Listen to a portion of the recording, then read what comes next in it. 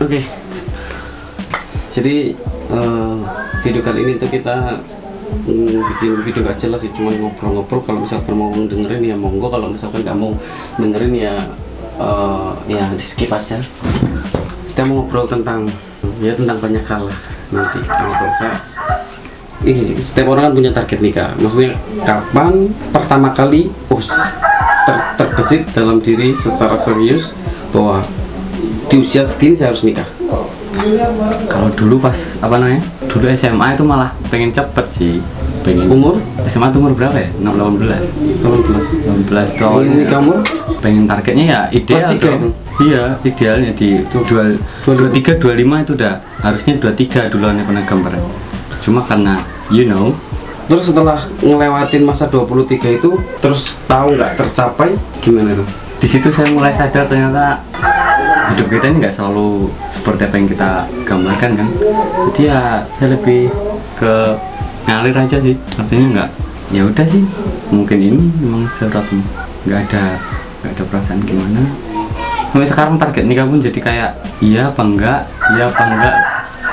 Kalau menurutmu sendiri tuh apa yang membuat kamu sampai sekarang belum menikah itu apa? Karir, pengen fokus ngajar atau emang nggak tepatnya laku? gini ya. Bukan, ya mungkin Anda benar sekali, saya tidak laku. Tapi kalau Anda pribadi kayak masih ada perasaan takut aja untuk memulai lagi. Kayak khawatir bakal terulang. Itu pasti ada perasaan kayak gitu. Makanya sekarang kalau mau berharap ke Maksudnya terulang pernah disakitin? Enggak, kan pernah kehilangan. Masa saya harus curhat di sini? Soalnya gini, Bray. Serius sama orang terus gak jadi gitu. Tuh berniat serius dengan seseorang cuma gak jadi. Itu kayaknya hal yang lumrah dalam kehidupan berjombloan. Karena ya enggak tapi gini, Bray, nggak semua orang tuh menganggap masalah itu sepele loh. Kadang ya ada segelintir orang. Emang nggak sepele kayak masalah kayak gitu? Loh, makanya, tapi Anda menyatakannya seakan itu masalah ringan, Bos. Bukan ringan, aku bilang biasa. Artinya Iya, akan dialami oleh semua orang. Bukan berarti itu sepele, enggak. Kadang ada yang sampai galau seminggu, 2 minggu, biasa. Artinya itu berat mungkin dilalui. Singkat sekali, saya aja galau dan depresi itu sampai 1 semester, Bos. 6 bulan? Kurang lebih 5-6 semester. Tapi saya juga pernah sih, maksudnya galau itu ya singkat 1 minggu, 2 minggu. Tapi untuk move on itu yang lama. Galaunya sebentar, move on ke pindah untuk fokus ke yang lain. Misalkan sudah ngelupain masalah kayak gitu itu yang lama. Galaunya mungkin sebentar. Saya galaunya yang lama, Bu. Galaunya yang lama, berarti kamu itu melankolis gitu ya? Bukan melankolis. Ya tapi emang lemah hati gue. Rentan sekali, Pak. Saya lemah sekali ya. Anda yang menyakiti Mas Sumut. Anda bisa berbuat apa? Enggak bisa berbuat apa-apa, terjadi segala. Jadi kalau untuk kondisi sekarang ya, gambaran kondisi sekarang itu siapa namanya? Ada seorang penyair namanya Joko Purbo kalau nggak salah. Dia pernah bilang, dan kita itu adalah cinta yang berjihad melawan trauma. Saya dapat quote itu di mana ya, saya lupa. Jadi emang kayak yang tersulit dari kita jalani hidup kadang untuk memulai kehidupan baru, sedangkan kita masih punya ingatan atau perasaan takut akan terulang. Dalam sekali, Masya Allah. Bukan perkataan saya soalnya. Kan tadi penyebabnya itu mungkin seleramu yang terlalu tinggi kali. Kalau selera kayaknya enggak ya. Maksudnya gini, mungkin ini juga dirasakan teman-teman ya. Ketika kita sudah beranjak, kita itu umur kita bertambah dewasa, pasti nanti kriteria itu menurun. Jadi ekspektasi kita terhadap mendapatkan seseorang yang bagaimana itu nanti pasti menyusut gitu. Kayak gini loh. Mungkin awal-awal lulus SMA itu kriterianya saya pengen dapat pendamping yang cantik, kemudian pinter, soleha, pokoknya semua sisi positif wanita disebutkan sama dia. Tapi semakin dewasa kriteria tersebut otomatis bakal gugur. Dulu aneh pun ngerasa kayak gitu, pengen yang kayak gini. Tapi akhirnya sampai sekarang ya udah, kayaknya orang ada yang nerima aja, kayaknya udah bersyukur loh. Berarti sekarang sopoy galem? Enggak gitu juga. Kan proses seleksi itu tetap ada. Iya. Tapi kalau aku kriteria mulai enggak itu ya, enggak Aneh kan orangnya kayak idealis gitu, tapi tetap harus ada patokan lah, nggak mungkin kita ya walaupun pasrah kan bukan berarti kita pasrah-serah gitu, tetap harus ada seleksinya. Nah aku dari dulu kepikirannya tuh pengen dapat pendamping hidup yang memiliki apa yang nggak saya miliki, maksudnya Lengkap. kan tujuan pendamping hidup kan kalau visi misi nikah kan beda-beda ya, tapi kalau aneh pribadi aneh berharap ya aneh menemukan sosok yang memiliki apa yang tidak saya miliki. Berarti nggak akan nyari yang ustadzah, maksudnya guru. Kamu kan sudah jadi guru. Nggak Gitu. harus. Nggak harus gitu. Nggak harus yang bisa bahasa Arab karena saya bisa. Gitu. Jadi aku lebih kalau sekarang tuh ngelirik yang anak-anak dari tahfidz ya. Soalnya aneh kan udah merosot banget kalau di usia sekarang. Memang kalau tahfidz jaga murojaah itu susah banget, jadi butuh partner yang mumpuni. Pernah itu minta Ke siapa dulu? ke ini lah ustadz misalkan. Aneh nggak Minta berani. dicarikan gitu, maksudnya minta dicarikan. Lebih seneng nyari sendiri. Iya sih, aneh itu kepikirannya gini, ketika aneh meminta tolong seseorang untuk memutuskan sesuatu, yang mana sesuatu itu urusan saya takut jika suatu saat saya kecewa, saya menyalahkan orang tersebut. Saya nggak pengen itu kalau suatu saat misalkan dicarikan ustadz, kemudian nauzubillah ya, one day kok terjadi masalah dalam rumah tangga tersebut, akhirnya saya akan menyalahkan ustadz tersebut. Saya nggak pengen hal itu terjadi. Dan itu juga yang dialami ustadz sih, maksudnya ketika ada yang minta tolong buat nyariin dari santrinya misalkan, ada ketar-ketir gitu loh, ada ketakutan tersendiri ketika terjadi seperti itu, karena ustadz juga pertimbangannya banyak. Wah ini kalau ini sama ini kan melihat dari karakternya, ini si akhwat ini begini cocok nggak sama ikhwan yang ini yang minta ini, dipertimbangkan dari santri. Maksudnya nanti kalau misalkan nggak jadi atau ternyata mereka nggak cocok terus kan akhirnya dia yang nggak enak sendiri gitu loh. Makanya aneh nggak berani sampai minta cari. Tapi kalau misalkan cantik itu penting nggak sih menurutmu? Cantik tergantung guys, soalnya cantik kan urusan relatif right? Iya, maksudnya kayak kalau ngomong saya cantik berarti secara pandangan sendiri. Oh gitu. Kalau saya tuh tertarik dengan wanita itu yang agak cubi, tahu nggak? Capi. Jadi ya nggak terlalu kurus gitu. Tapi bakalan milih yang pakai cadar aja. Cadar sama enggak itu sebenarnya kan urusan si dia. Tapi kalau aneh pribadi ya nggak terlalu masalahkan itu. Kalau pas saya khidbahnya dia pakai cadar ya nggak apa-apa, nggak pakai cadar juga nggak masalah. Saya nggak terlalu nggak terlalu mempermasalahkan itu kan ikhtilaf. Banyak pendapat, banyak versi orang yang meyakini ya udah tergantung keyakinan dia. Kalau misalkan dapatnya nggak bercadar nggak apa-apa. Nggak harus sih. Tapi nanti pas nikah terus disuruh, maksudnya pas nikah nggak, orangnya nggak cadaran terus suruh cadaran pas sudah nikah, nanti Keberatan siapa dulu? ini si wanita. Tapi Loh kalau dia tahu kewajiban seorang istri itu salah satunya membahagiakan suami, nggak mungkin dia menolak dong. Makanya di situ ya makanya saya maksudnya gini, kan tadi nggak harus pakai cadar toh katamu. Tapi nanti kamu ketika dapat yang serak yang nggak pakai cadar misalkan, terus setelah nikah kamu suruh pakai cadar, sebenarnya dia itu gerenjel, maksudnya kan dari kamu kenal dia nggak pakai cadar, terus tiba-tiba nikah pakai cadar, ternyata dia gerenjel tapi ya tetap mau, ya, dia tahu kewajiban dia bahwa taat untuk suami, untuk selama itu nggak buruk kan, akhirnya kan ini. Ya itu berarti nggak bisa pakai tiba-tiba. Maksudnya? Nggak bisa dong tiba-tiba kita habis nikahin akhwat yang nggak bercadar, kemudian kok tiba-tiba kita menyuruh dia pakai cadar. Nah di situ masalahnya ada di tiba-tiba. Kenapa nggak kita bimbing dulu? Maksudnya beri dia waktu gitu loh. Oh gitu. Kan semuanya nggak bisa instan. Mie instan aja masih digodok ya. Wah ya betul sekali. Direbus. Anda cerdas ternyata. Terus dibalik tadi. Balik ke Penting nggak cantik? cantik ya penting sih. Maksudnya kadang ada perempuan-perempuan yang dia itu kayak seakan-akan pengen memahamkan semua laki-laki bahwa yang cantik itu nggak penting, yang penting akhlak, kayak gitu memaksa. Biasanya orang-orang yang kayak gini memaksa kayak gini tuh biasanya nggak cantik. Anda belak-belakan sekali. Ya maksudnya ya apa ya, naluri seorang laki-laki gitu loh maksudnya. Iya Bener jadi nggak sih?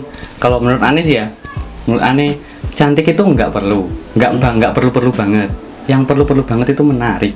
Paham nggak maksudnya? Menarik. Nah, karena kadang ada wanita dia nggak cantik memang, tapi dia menarik. Nah menarik itu kan definisinya memanjakan mata. Kalau di psikologi ya yang saya tahu ya, kalau di psikologi itu ada quote gini, man feeling love by eyes and woman feeling love by ear. Jadi laki-laki itu merasakan cinta berdasarkan mata, sedangkan wanita merasakan cinta dari telinga. Itu perkataan ulama siapa ya? Bukan ulama, itu ulama. Quote saya dapat quote itu di psikologi. Jarang tuh ada ulama di psikologi. Maksudnya Ulama biasanya itu ada. Biasanya kata-kata bagus kayak gitu tuh dilibatkan maksudnya dikasih bahwa itu perkataannya lebih biasanya kayak gitu. Kalau digambar-gambar itu loh. Ngaco sekali. Enggak tahu, yo. bener gak sih? Iya, Dapetin ada. kayak gambar-gambar kayak gitu terus Ali bin Abi Thalib pernah berkata begini. Saya nggak tahu itu sumbernya dari mana, cuma nggak Harus seleksi. selalu di bawah itu nggak ada sumbernya gitu. Tapi selalu dinobatkan bahwa ini perkataannya Ali bin Abi Thalib. Tapi ya gimana ya, kita nyalain juga, kita juga sendiri nggak tahu sumbernya dari mana. Kalau di etika, katanya bagus yang disampaikan. jadi ya udah kita pakainya anonymous. Orang yang nggak diketahui. Heeh, orang yang diketahui. Tapi kan kita ambil quote-nya doang. Undur makola wala tandur mangkola. Iya sih, Deal ya. memang tahu Kembali ke masalah itu. Cantik itu kan anugerah, nggak semua orang dapat gitu. Tapi menarik itu kan bisa diusahakan. Jadi paling Dengan cara apa? ya bisa merawat diri. Ya kan bisa kita itu berpenampilan menarik secara maksimal. Jadi, makanya sering banget kita dapati kadang sejoli ya pasangan perempuannya tuh cantik banget. Tapi yang ikhwan nauzubillah. Karena wanita tidak memandang rupa biasanya. Ya emang sih. Selama bisa bertutur kata halus, biasanya wanita akan timbul rasa nyaman, dan nyaman itu adalah perasaan yang wow sekali. Tapi semua itu apa ya? Nyaman terus apa segala macam itu kan baru bisa dirasakan setelah nikah, bro. Iya gak sih? Bagaimana kamu tahu bahwa si Akhwat ini, wah si Ikhman ini bikin aku nyaman? Bagaimana sih tahu sedangkan dia nggak pernah hidup bareng? Nah, makanya di situ kan ada ta'aruf, cuy. Ta'aruf nggak iso mengukur bahwa wah ini nanti akan nyaman nih saya sama dia, nggak bisa. Mau ta'aruf itu kita cuman ngomong depan ngobrol apa sih? Bukan gitu, bro. Makanya. Ta'aruf itu ada prosesnya yang begitu panjang. Salah satunya adalah kita mengenal seseorang dari sisi sudut pandang orang lain. Nah kan itu cukup bisa. Oh berarti maksudnya Jadikan dalih kita bisa kuat. cari tahu dia itu sifatnya kayak gimana dari orang lain, Orang sekitar, orang yang paling dekat. yang misalnya. nanti bisa membuat kita tahu dia ini akan membuat kita nyaman atau enggak. Iya kayak gitu. Iya, Masa? kan paling nggak bisa memberikan Tahu lah kita sedikit. ada jaminan di situ, ada modal lah Iya, istilahnya. tapi nggak bisa 100%. Modal kecocokan. Iya nggak bisa 100% tanya. Buktinya di sekeliling saya sendiri ada yang pernikahannya sudah syar'i banget, tapi Tapi ini kalau diawali kalimat positif berarti akhirnya negatif. iya makanya. Tapi akhirnya nggak bisa bertahan pernikahannya. Padahal secara waktu dulu ngambil pernikahan itu, memulai pernikahan dengan secara syar'i gitu loh. Tapi nggak sampai setahun atau nggak sampai 2 tahun, ada juga yang sudah kandas gitu. Maksudnya prosesnya udah syar'i, terus tapi kandas. Apa gitu loh yang menjadi masalah. Tapi kan gini bro, pernikahan yang syar'i itu bukan sebuah jaminan bahwa rumah tangga itu akan langgeng. Itu kembali ke individu. Kalau menurut Ane sih ya, ini subjektif. Nah jadi kembali lagi, namanya nikah kan ibadah seumur hidup. Jadi artinya kita mulai ikhtiarnya itu ya dari awal yang baik dulu. Tapi kok kalau misalnya endingnya kok nggak sesuai apa yang kita inginkan ya piye meneh. Mau gimana lagi? Iya. Yang penting kan kita memulai dengan hal baik dulu. Mudah. Bener-bener sih, ya bener. Makanya kalau dalam pernikahan itu yang setahu yang Ane pernah pelajari, salah satu hal yang terpenting dalam pernikahan itu adalah keselarasan misi visi pernikahannya kalau bisa sama, atau kalau nggak sama mirip atau sejalan, pokoknya ada jalur yang mempertemukan kedua belah pihak. Kalau hari ini target nikah kapan? Target nikah sih Ane ya kalau bisa tahun ini. Tahun ini. Di tahun ini. Sudah ada calon? Kalau calon belum. Nikah itu gimana? Maksudnya kita kalau ke jomblo itu ngebahasnya itu tentang gini, cantik, tentang penting nggak agama, tentang ya kayak gini gitu. Maksudnya setelah nikah itu orang tuh obrolannya pasti akan berbeda ya. Kalau Ekonomi, anak mungkin. Kalau orang-orang yang saya temui ya orang-orang yang paham agama lah, orang yang tinggal di Suling Kaya.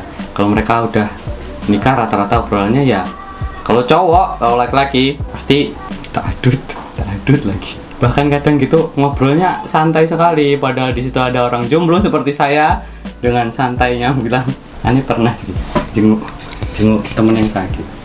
Temen ini kan pengantin baru. Terus yang jenguk itu yang daripada nikah, kecuali Ane. Habis itu salah satu teman itu ada yang bilang gini ke yang sakit tadi, "Wah, ente kalau udah sering sakit-sakitan ini obatnya cuma satu, nikah lagi." Oh, langsung batin saya, Ya Allah, di sini lo ada jomblo. Loh, Daripada kok nyarikan yang di sini ada jomblo? iya kan Di sini ada istrinya nggak di situ? nggak ada. Nggak ada. Maksudnya daripada Anda menawarkan orang yang sudah punya, kenapa Anda nggak menawarkan yang belum punya gitu? Ya sakit dulu. Ya. Umur berapa sih? 26 ya? 26. Mosok? Ya. Kita seumuran dong. Anda kelahiran berapa sih? 95. Ini 94. Tapi, Aku mau 26. Mau. nah, ini sudah 26. Oh. Tapi kalau misalkan aneh kemarin sampai kepikiran saking malesnya bahas ini ya, membahas apa, malesnya bahas nikah, kepikiran gini, kalau misalkan tahun ini nggak bisa menemukan jodoh ya berarti memang rezeki uang yang Allah kasih mungkin bukan buat membangun rumah tangga, mungkin kayaknya emang saya mending kuliah lagi. Saya ini pernah ada pertanyaan pernah saya ajukan ke Pak Anas waktu di sharing santai di channel YouTube sahabat. Kalau misalkan disuruh milih cantik tapi nggak solihah dengan solihah tapi cantik, itu milih yang mana? Itu pertanyaan yang lucu sekali. Mempertanyakan ke Ustaz Anas. Cantik tapi nggak soleha. Terus Nggak solihah maksudnya nggak sing buling banget, nggak maksudnya nggak alim-alim banget. nggak alim-alim biasa orangnya. Kemudian yang satunya soleha tapi nggak cantik-cantik banget. Biasa. Kok kayaknya susah yang jawabnya. Karena kita tidak berada di posisi itu gitu loh. Tapi kalau mau diakal-akalin ya mending pilih yang cantik dan soleha dong. Kan nggak ada dipilihan, Bray. Iya makanya. Jadi ada tawaran A, B, kita pilih C. Soalnya nggak berada di pada posisi tersebut, jadi Selalu yang sulit. bahas nikah itu kayaknya selalu menarik dulu buat para jomblo gitu. Makanya sampai ada sindiran itu kayaknya kajian-kajian tauhid itu kalau dibandingkan kajian-kajian yang bahas nikah itu lebih laris dan kajian-kajian yang bahas nikah. Nggak tahu kenapa ya, kayak gitu. Soalnya Kayak orang itu seneng gitu dibaper-baperin gitu. Makanya saya ngeliat selebgram yang soleh-soleh gitu, kalau pamer kemesraan di sosmed itu saya lihat komennya itu like it, wow, pada Masya Allah. baper, Masya Allah gini. Saya justru kayak nge-skip gitu, nggak malas gitu ngelihat yang kayak gitu, serius malas banget. Malas tapi setelah di skip kok eman. Enggak juga, memang bener-bener yo lebay gitu loh saya lihat cara mereka. Ya itu salah satu madorotnya ini kali ya, apa, memposting kemesraan, karena nggak semuanya hati yang melihat itu berada dalam keadaan sehat. Pasti ada aja yang Kalau misalkan apa ya, ada pasangan yang sudah syar'i nih, terus tiba-tiba dia nggak bisa bertahan, artinya rumah tangganya kandas, itu pendapatmu, maksudnya pikiranmu kayak gimana? kalau saya tidak kenal kenapa saya harus peduli. Koncomu dulu anjir. Ya sekarang kan karena itu orang yang, tapi teman anda kan juga ada bos. Ya teman anda kan nikah sama teman saya kan nikah sama teman anda. Oh iya, iya. Gitu. Lupa. Aneh lupa sumpah. Aneh lupa kalau istrinya juga adik kelas. Jadi kalau kayak gitu ya, aneh yang pertama tetap husnudzon sih. Ya berarti karena mereka sudah cukup dewasa untuk melakukan ibadah tersebut, berarti ketika ibadah tersebut tidak sesuai dengan ekspektasi, kita tetap husnudzon, mungkin ya itu yang terbaik bagi mereka. Kalau aneh sih awalnya kayak gitu. Toh kita kan nggak punya hak untuk mengorek-ngorek masalah yang mereka hadapi juga. Ya kita taunya kan secara dohir mereka sudah selesai hubungannya, berarti mungkin itu adalah jalan terbaik yang mereka pilih. Begitu. Ini aneh. Ini subjektif ya. Tapi sekarang kayaknya lagi ini ya. Nggak tahu, mungkin karena faktor apa namanya, faktor ekonomi mungkin ya. Aneh akhir-akhir ini nemu banyak banget Perceraian. orang-orang yang aneh kenal, mereka nikah muda kemudian qadarullah Dan mereka berakhir. Lamongan masuk angka perceraian tertinggi lah di Jawa Timur kalau nggak salah, tertinggi. Dan itu kalau kita teliti kok masalahnya ekonomi. Iya, apalagi kan musim-musim kayak gini orang kerjaan sepi kemudian. Tapi yang namanya nikah itu kan ibadah berat juga sih. Ya maksudnya ya emang bener-bener ya apa ya, pantas lah kita maksudnya selektif gitu loh.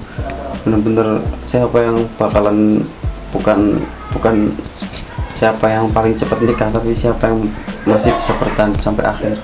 Asik, quote anda bijak, Masya Allah, saya catat nanti. Ya itu nemu di Facebook. Oh, nemu di Facebook. Kita quote sendiri, bijak banget anda ya. Oke teman-teman, jadi ini obrolan kita pada masa-masa saat kita jomblo. Nanti kita akan ketemu lagi dan kita akan sharing-sharing bersama Mas Sumut ketika sudah nikah nanti. Kita lihat ya nanti siapa, saya atau dia yang akan nikah duluan. Sampai bertemu di video selanjutnya. Assalamualaikum warahmatullahi wabarakatuh. Waalaikumsalam. Semoga istri saya tidak marah menonton video ini.